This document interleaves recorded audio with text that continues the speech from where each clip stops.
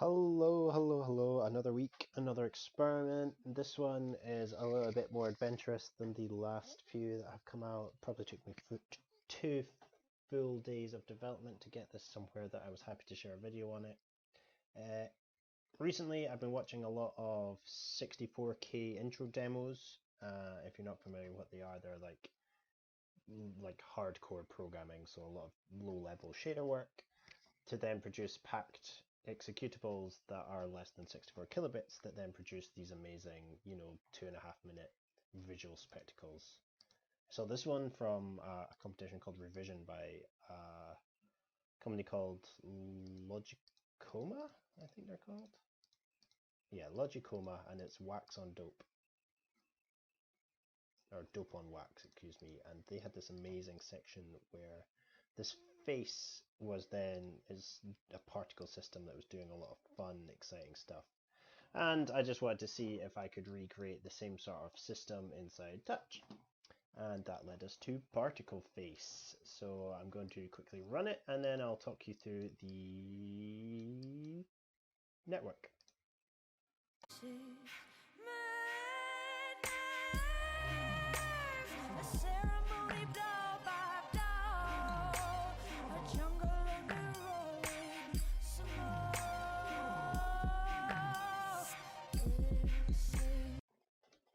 So there we go. I'm going to mute the output just so that we don't deafen ourselves over the length of this video. But we have this nice timelined animation that is controlling a bunch of instanced geometry based on the face, or a 3D model of the human face. Got some really nice camera movements, a little bit of depth of field / depth blur in there. But yeah, my main interest was trying to first get the particle system generated from the face without using a standard particle SOP, and then really just playing about with the lighting and the depth of field a little bit. So it was a really fun little thing to play about with here. How did we make it? Well, so let me first close the animation comp because we'll come back to that later. But the actual build-up of what we're looking at here is I have a single piece of geometry that I imported that is the 3D model of the face. I then instanced that in a number of different ways to get this banding. So the first thing I do is I actually take the model and I rotate the model and sort its particles, or sort its instances, or indexes I should say, so that they're all in numerical order. Now this is important because things like when you import a mesh like this, it's very heavy around the things like the eyes, and they're just randomly numbered. So by sorting it, it means that the bottom down here is 0 all the way up to like 60,000 points or whatever there are in this model. Let me split this up so we have a geometry viewer as well. Let's come down into face. So yeah, let me navigate back down there. So I have the face, I rotate it, and then I turn the face into a SOP, into a chop. So now I have all the particles, or all the vertices, sorted from, you can see on the y-axis. And then in this base here, what I do is I build different layers of strips. So I use a trim chop to basically cut out the sections that I wanted, one of the stripes. So the top ones are the gray. So this here is 500 particles, and it's just these 500 at the base of the neck. Then the next one is about 3000, and that's this section.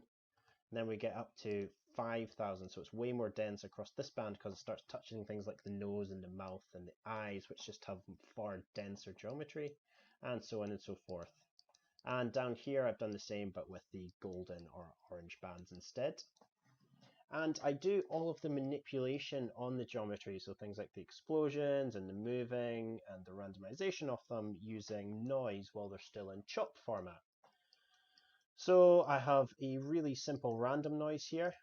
And this random noise just gives us that little bit of movement.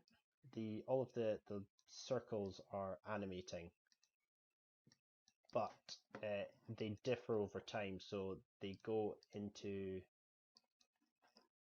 sorry, that just gives them random placement so it doesn't look like a perfect face on the mesh.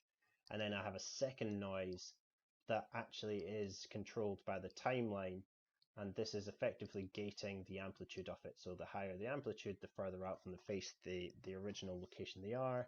And you can see when I hold it here, while it's actually rendering, you can see the movement from the original noise on them. And this one here also has a time transform on it.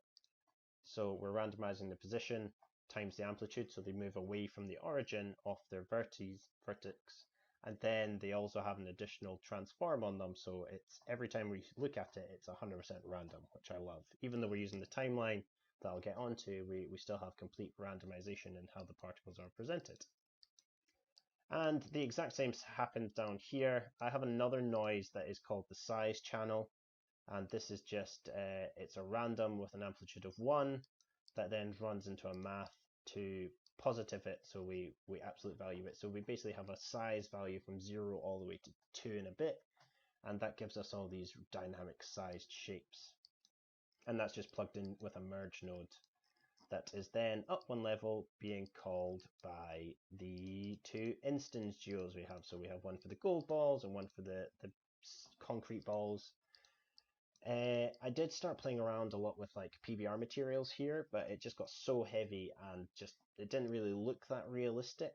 The thing about PBR is to get the best reflections, you need to add an environment map, and I didn't want to have an environment as the background here. So I just went with pure fongs with some nice shininess and bump scaling on them to give them these nice colors.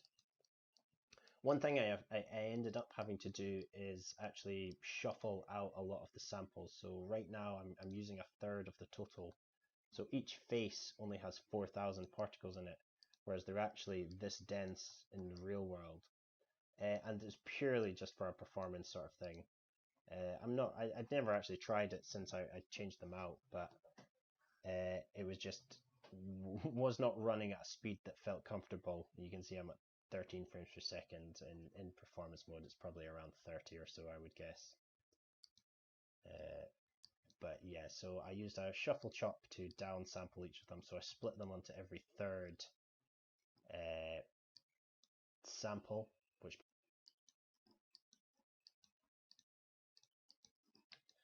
and then from there, I have a bunch of lighting. So the lighting we can see is out here. I have a standard cone light that is looking at the face center always. So this means that I was moving the face around a lot to begin with in my early experiments, and I wanted to keep this left to right shadow that we have here. I have a second light that is purely just to illuminate some of these shadows. And then I have a second point light that is down on the right hand side, just to recover some color back here in the depth. So if I disable these, that's not the best way to do that.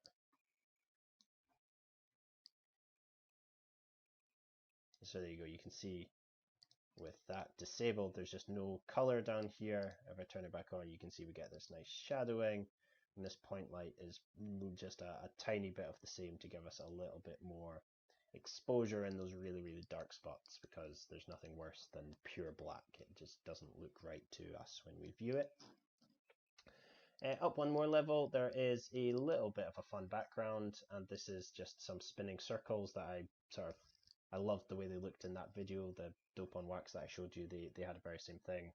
And particle systems like this, if you don't ground them, can look very, very strange. So I just gave it a back plane.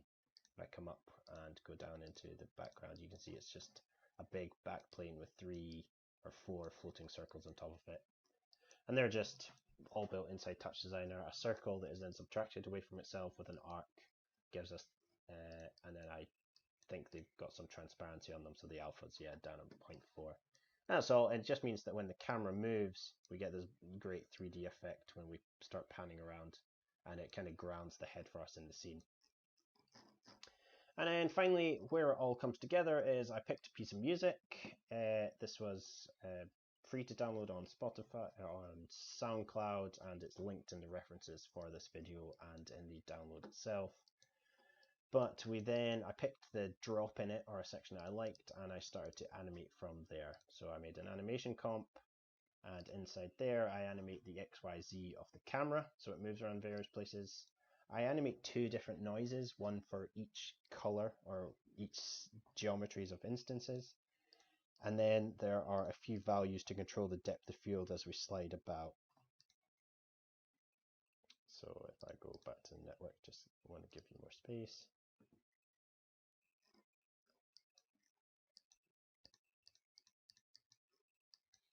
So camera movements are really simple. So a lot of it is triggered to the beat, but effectively we pan the camera back, we then slide it to the left, slide it up, down, right, and then finally back.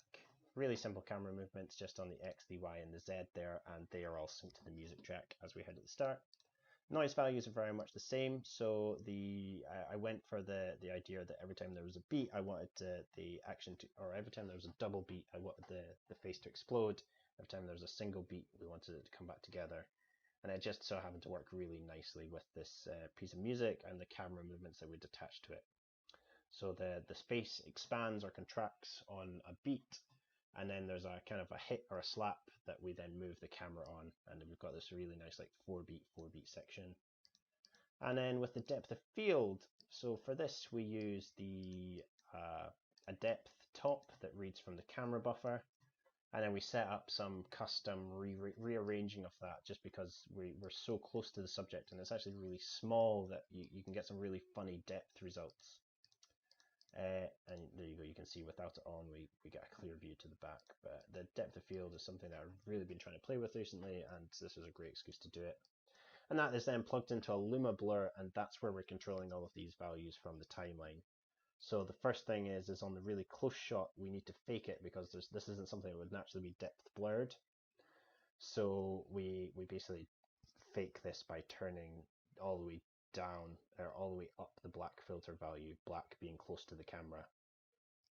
We then fade that down as we move the camera out, and then there's lots of micro adjustments as we move the camera left, right, up and down, and that's just so that we get the right amount of blur. There was some cases like this shot here where it moves up, the back wasn't, the blur was too close, and it was coming halfway to the face and it just didn't look right. So I tried to focus it on everything that was on the other side, so we're seeing the back of the spheres were blurred, everything else was visible. And then finally there's one big shift at the very end here where we change the white filter value because I didn't want this shot blurred, so I turned down the blur amount as we go through. And that's it, that is Particle Face. A nice little play around. This probably took me a little longer than most of the other experiments I've posted, but it's probably got a lot more in it as we go through it. So let's play it once more.